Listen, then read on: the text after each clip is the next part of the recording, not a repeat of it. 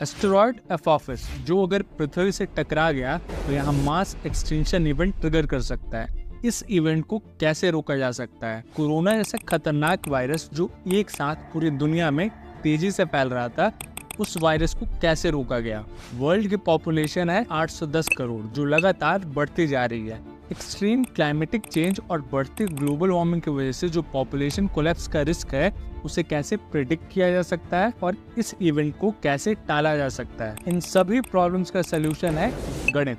Mathematics की सटीक calculation हमें कोविड जैसी बड़ी महामारी, पॉपुलेशन कोलैप्स का रिस्क और एस्टेरॉयड एपोफिस से बचा सकता है। बिना गणित या मैथ्स के कोई भी सोसाइटी या सिविलाइजेशन फंक्शन ही नहीं कर सकती। ग्रीक्स हो, मेसोपोटामियंस हो, मायंस हो, चाहे हिंदू सिविलाइजेशन। आज से 10,000 साल पहले भी मैथ्स की उतनी ही इम्पोर्टेंस थी जितनी आज है। इन सभी सिविलाइजेशंस ने अपने अपने सर्कमस्टेंसेस और नीड्स के हिसाब से अपने अपने प्रॉब्लम सॉल्व करने के लिए एक लॉजिक सिस्टम डेवलप किया और उसी लॉजिक सिस्टम में धीरे धीरे numbers, addition, subtraction, multiplication, fraction include होते गए। और उसी लॉजिक सिस्टम को आज हम इंग्लिश में बोलते हैं मैथ्स और हिंदी में बोलते हैं गणित। लेकिन हम मैथ्स का ट्रांसलेशन हिंदी में गणित कर तो देते हैं, लेकिन मैथ्स और गणित में एक बेसिक डिफरेंस है। मैथ्स वर्ड डिराइव होता है ग्रीक वर्ड मैथमेटिको से, जिसका मतलब होता है फॉन्ड ऑफ लर्निंग, मतलब आप सीखने के इच्छुक हैं। आप कुछ भी सीखने के इच्छुक हो सकते हैं, जैसे म्यूजिक, डांस, साइंस, फिलॉसफी और आर्ट। और वहीं अगर गणित की बात करें तो उसका सीधा सीधा अर्थ निकलता है गणना करना या कैलकुलेट करना। तो मैथमेटिक्स एक बहुत ही सिंपल और जनरल टर्म हो गया और वहीं गणित एक बहुत ही स्पेसिफिक और सटीक टर्म हो गया इस फील्ड ऑफ स्टडी को नाम देने के लिए। ये है 4000 साल पुराना द पिरामिड ऑफ जोसर, जो कि इजिप्ट में है। ये है मायन सिविलाइजेशन का आर्किटेक्चर और ये भी लगभग 4000 साल पुराना है। ये है मेसोपोटामिया की टाउन प्लानिंग जो अगेन 4000 साल पुरानी है। ऐसे मैसिव स्ट्रक्चर और रिफाइंड टाउन प्लानिंग बिना मैथमेटिकल नॉलेज के पॉसिबल ही नहीं थी। एक तरफ ग्रीक्स ज्योमेट्री में अपनी नॉलेज बढ़ा रहे थे और वहीं मेसोपोटामियंस बेसिक अर्थमेटिक अलजेब्रिक प्रॉब्लम्स को टैकल कर रहे थे, और मायन सिविलाइजेशन अपनी अलग ही एस्ट्रोनॉमिकल कैलकुलेशन की हेल्प से कैलेंडर बनाने में लगी हुई थी। एक तरफ थे ये सारे सिविलाइजेशंस जो अपने अपने लेवल पे मैथमेटिक्स या गणित के अलग अलग कॉन्सेप्ट्स को लेकर आगे बढ़ रहे थे, लेकिन दूसरी तरफ थी एक ऐसी सिविलाइजेशन जहाँ ना सिर्फ उन मैथमेटिकल कॉन्सेप्ट्स के फंडामेंटल्स को डिस्कवर किया गया जिन्हें हम आज भी यूज करते हैं, बल्कि उन फंडामेंटल कॉन्सेप्ट्स को एडवांस लेवल तक पहुंचाया गया जिन्हें आज पूरी दुनिया यूज करती है। जितने भी बड़े मैथमेटिशियन या हिस्टोरियंस रहे हैं, उन्होंने उस सिविलाइजेशन को हिंदू सिविलाइजेशन कह के एड्रेस किया है। तो अब इस वीडियो में जहाँ भी हिंदू सिविलाइजेशन शब्द आए, आप लोग समझ जाना भारत की बात हो रही है। 976 AD स्पेनिश मॉनेस्ट्री में एक मैन्युस्क्रिप्ट मिला। उस मैन्युस्क्रिप्ट में भारत के मैथमेटिक्स में क्या कंट्रीब्यूशन है उसके बारे में कुछ लिखा मिला। The Indians have an extremely subtle and penetrating intellect. The best proof of this is the 9 symbols with which they represent each number, no matter how large. आज हम जो छोटे बच्चों को 1 से लेकर 10 तक काउंटिंग सिखाते हैं, इसी छोटी सी काउंटिंग ने पूरे मैथमेटिक्स के फील्ड को एक्सपोनेंशियल ग्रोथ दी है। इस सिस्टम को बोलते हैं डेसिमल सिस्टम और ये भारत में इन्वेंट हुआ। इस डेसिमल सिस्टम का क्या कंट्रीब्यूशन है, इससे जानने से पहले भारत में जो मैथमेटिक्स की हिस्ट्री है उसे समझ लेते हैं। भारत में जो मैथमेटिक्स या गणित की सबसे पहले रिटन एविडेंस मिले हैं वो मिले हैं वेदों में। वेद दुनिया का one of the oldest written scripture है। वेदों में कुछ ऐसे रेफरेंसेस मिले हैं जिनसे ये पता चल जाता है कि आज से 5-10 हजार साल पहले भारत में मैथमेटिक्स का मिनिमम बेस लेवल क्या था। जैसे यजुर्वेद से ये पता चलता है कि उस टाइम के लोगों को 10⁻12 तक के नंबर्स की नॉलेज थी। नंबर्स की नॉलेज इससे ज्यादा भी हो सकती है। 10⁻, एक पर्टिकुलर मंत्र से उठाया गया है जो अश्वमेध यज्ञ के लिए यूज होता है। तो हम ये नहीं कह सकते कि उनकी नॉलेज 10⁻12 तक ही सीमित थी। उनको 10⁻13 या 14 का पता ही नहीं था, लेकिन ये भी नहीं कह सकते कि उनको 10⁻12 से ज्यादा पता था। अगला रेफरेंस मिलता है ऋग्वेद के पुरुष सूक्त में और इस वर्स का इंग्लिश ट्रांसलेशन है with 3/4 पुरुषा went up, 1/4 of him again was here। इस वर्स से ये कंफर्म हो जाता है कि उन लोगों को फ्रैक्शंस की भी नॉलेज थी। आप लोगों को लग रहा होगा कि इसमें बड़ी बात क्या है। बड़ी बात ये है कि जिस टाइम पे यहाँ फ्रैक्शंस में लोग डील कर रहे थे, अदर सिविलाइजेशंस में अभी नंबर सिस्टम भी अच्छे से डेवलप ही नहीं हुआ था। अब वेदों से चलते हैं वेदांग पर। 6 वेदांग वेदों को सही रूप से समझने में और इंटरप्रेट करने में हेल्प करते हैं। इसी कैटेगरी में आते हैं शिल्प सूत्र। ये भी कोई मैथमेटिकल टेक्स्ट बुक नहीं है, लेकिन इसमें हवन कुंड को सही तरीके से ज्योमेट्रिक कॉन्फ़िगरेशन में बनाने की टेक्निक दी गई है। और इसी टेक्निक में ये वर्सेस आते हैं जिसका सिंपल मीनिंग होता है h² = p² + b², और साथ ही साथ ट्राइंगल बनाने के कोऑर्डिनेट्स भी मिलते हैं।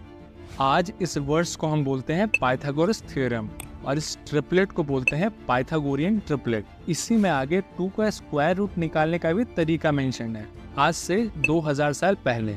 अब थोड़ा आगे चलते हैं छंद सूत्र में। ये भी कोई मैथमेटिकल टेक्स्ट बुक नहीं है। छंद सूत्र रिलेटेड है ऐसे वर्सेस बनाने के लिए जो हमारे वेदों में या रामायण या महाभारत जैसे इतिहास में देखने को मिलते हैं। जो वर्सेस ना सिर्फ प्रॉपर राइम में होते हैं, बल्कि ऐसे होते हैं जो किसी सिचुएशन को एक्यूरेटली डिपिक्ट करे और लिसनर्स को आसानी हो उन्हें याद करने में।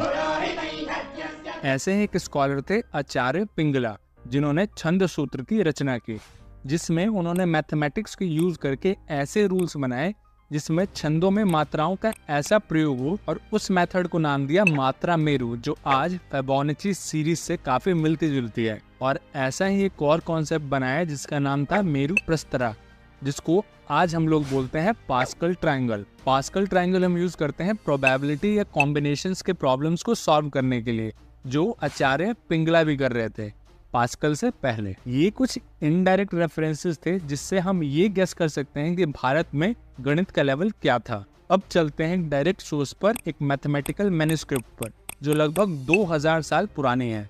1881 में पेशावर के भक्शाली गांव में एक किसान को अपने खेत में एक मैन्युस्क्रिप्ट मिली, इसीलिए इस मैन्युस्क्रिप्ट को बोलते हैं भक्शाली मैन्युस्क्रिप्ट। उस मैन्युस्क्रिप्ट में एक क्वेश्चन है जो आई एम श्योर आप लोग सॉल्व कर लोगे। इसका स्क्रीनशॉट ले लो।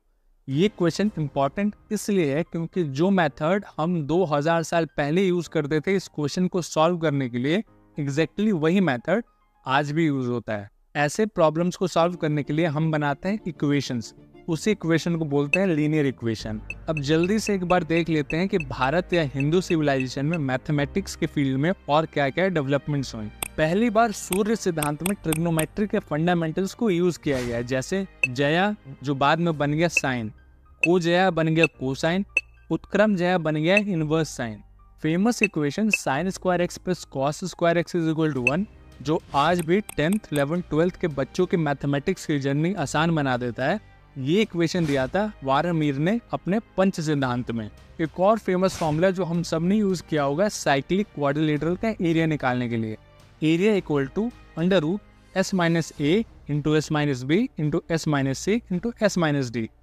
s = a + b + c + d / 2। a, b, c, d quadrilateral के साइड्स हैं। इस फॉर्मूले को दिया ब्रह्मगुप्त ने, जिसे आज हम इरॉन्स फॉर्मूला भी बोलते हैं, लेकिन इरॉन्स के पहले। x = √b² + 4ac - b / 2a। 11th 12th में आज भी इसी फॉर्मूले का यूज होता है क्वाड्रेटिक इक्वेशंस के सॉल्यूशन निकालने के लिए। ये फॉर्मूला भी 1200 से 1500 साल पुराना है, जिसे दिया था ब्रह्मगुप्त ने। अगर कोई इक्वेशन इस फॉर्म में है x² - ny² = 1, जहाँ n कोई नॉन स्क्वायर इंटीजर है, तो इसके सॉल्यूशंस निकालने का फॉर्मूला भी ब्रह्मगुप्त ने ढूंढ लिया था, और इस इक्वेशन को आज हम बोलते हैं पेल्स इक्वेशन। लेकिन ब्रह्मगुप्त ने काफी पहले ही इसके सॉल्यूशंस ढूंढ लिए थे। इसके बाद बारी आती है इनडिटर्मिनेट इक्वेशंस की।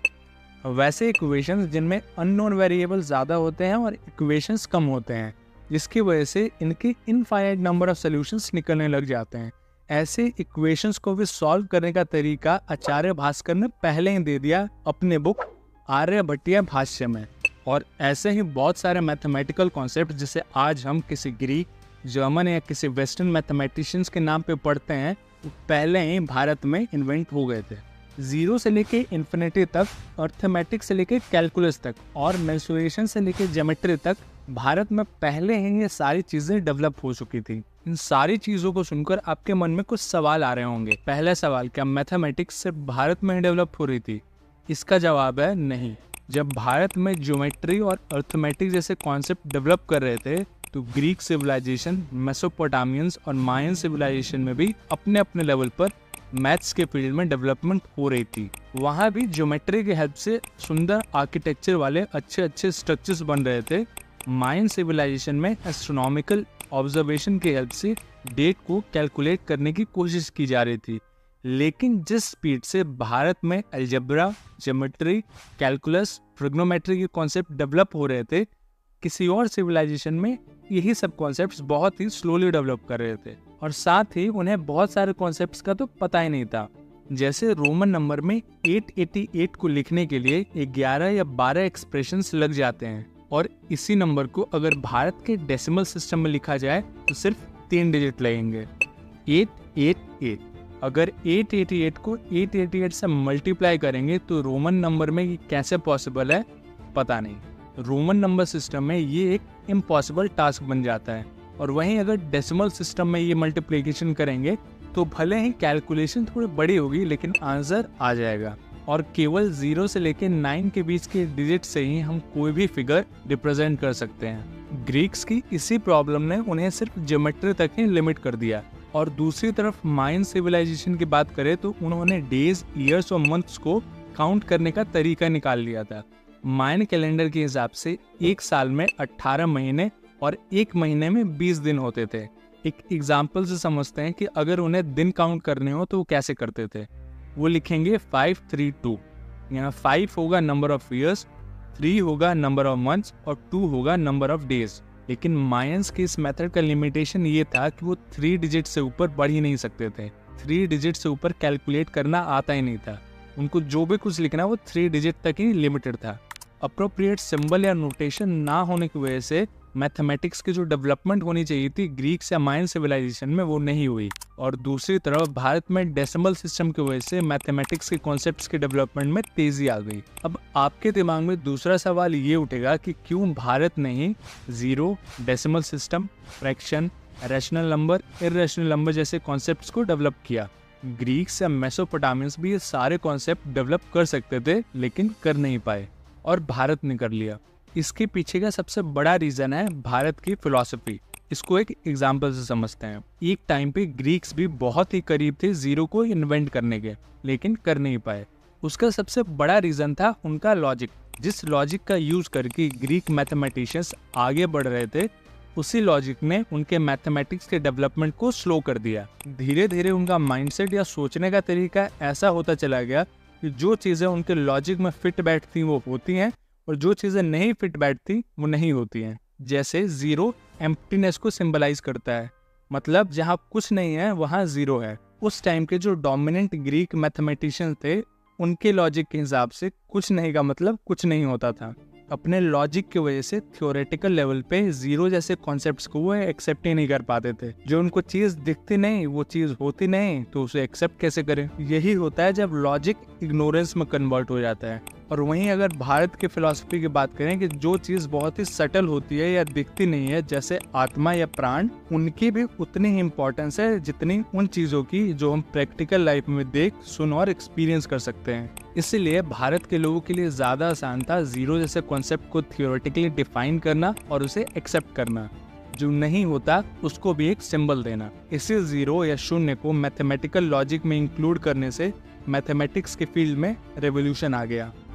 मैथमेटिक्स के फील्ड में 0 की क्या इंपॉर्टेंस थी इसको बताते हुए एक फेमस मैथमेटिशियन अब्राहम सेडनबर्ग ने ये कहा, it is like coining nirvana into dynamo. तीसरा सवाल यहाँ पे ये उठना चाहिए कि अगर भारत में ही गणित के फंडामेंटल कॉन्सेप्ट्स डेवलप हुए जिन्हें आज भी हम यूज करते हैं वैसे के वैसे, तो वेस्ट के जो बड़े बड़े फॉर्मूलाज हैं वो कहाँ से आए। न्यूटन का calculus, Heron's formula, Pascal triangle, Pell's equation, Taylor series, Fibonacci series, ये सब कैसे डेवलप हुई।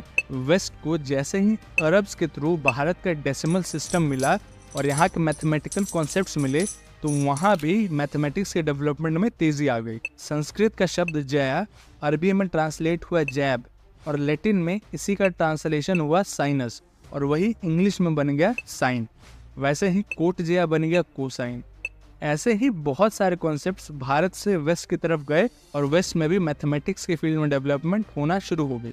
वेस्ट में जो मैथमेटिक्स के कॉन्सेप्ट डेवलप हुए उसमें से कुछ कॉन्सेप्ट्स भारत के कॉन्सेप्ट से इंस्पायर्ड थे, कुछ कॉन्सेप्ट्स डायरेक्टली कॉपीड थे और कुछ कॉन्सेप्ट्स को वेस्ट के मैथमेटिशियंस ने खुद डेवलप किया था। इसलिए आज हमारे ही टेक्स्ट बुक्स में, खासकर एनसीईआरटी में, भारत के ही कॉन्सेप्ट्स को जो भारत में ही जन्मे हैं उनको ही रीपैकेज करके वेस्टर्न मैथमेटिशियंस के नाम से पढ़ाया जाता है। मैं यहाँ 4 नाम लूंगा। आई एम श्योर आप लोगों ने उनमें से 2 नाम सुन रखे होंगे और 2 नाम आपको आज पता चलेंगे। पहला पाइथागोरस और दूसरा न्यूटन।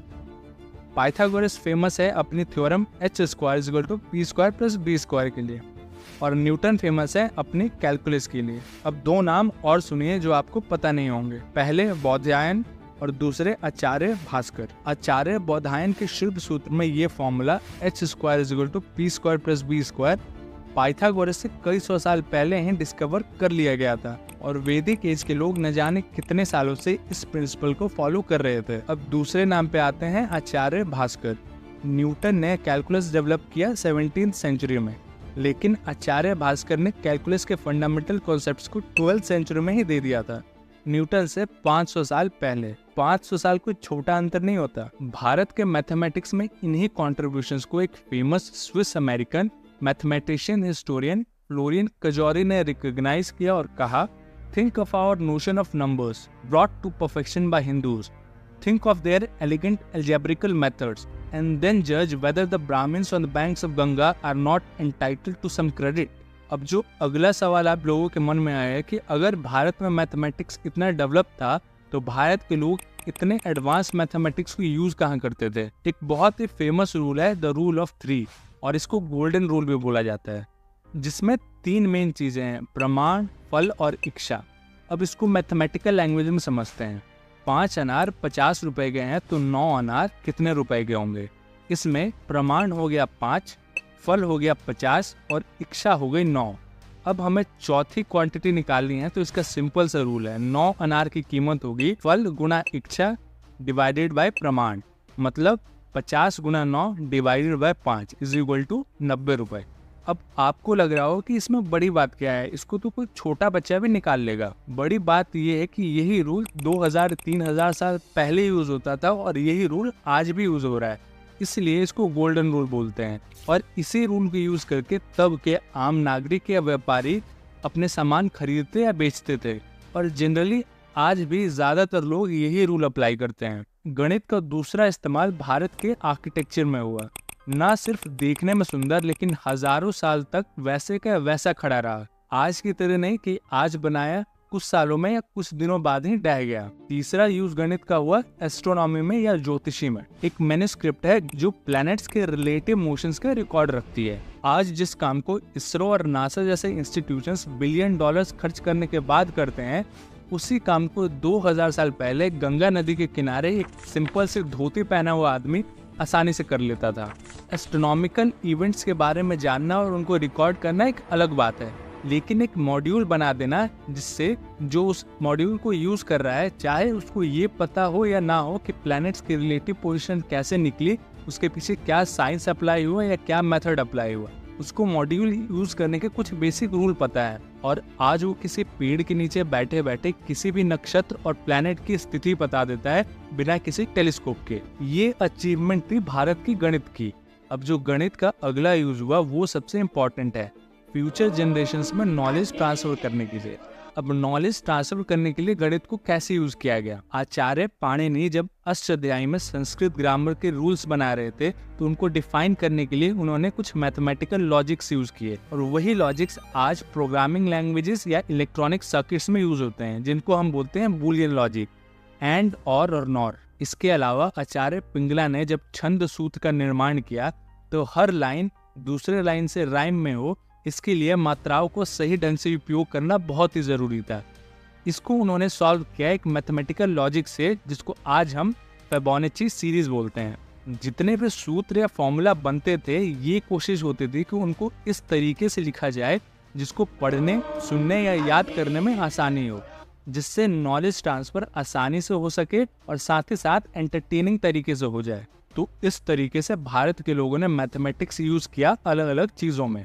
अब इतनी सारी बातें सुनकर आप लोगों को ये लग रहा होगा कि भारत की टेक्स्ट बुक्स में खासकर एनसीईआरटी में भारत के ज्यादातर मैथमेटिशियंस का नाम ही नहीं है। अब नाम क्यों नहीं है, अब ये भी मैं ही बताऊं। कुछ काम आप भी कर लो, ये रहे अपने एजुकेशन मिनिस्टर, उनको टैग करो और पूछो कि ऐसा क्यों है।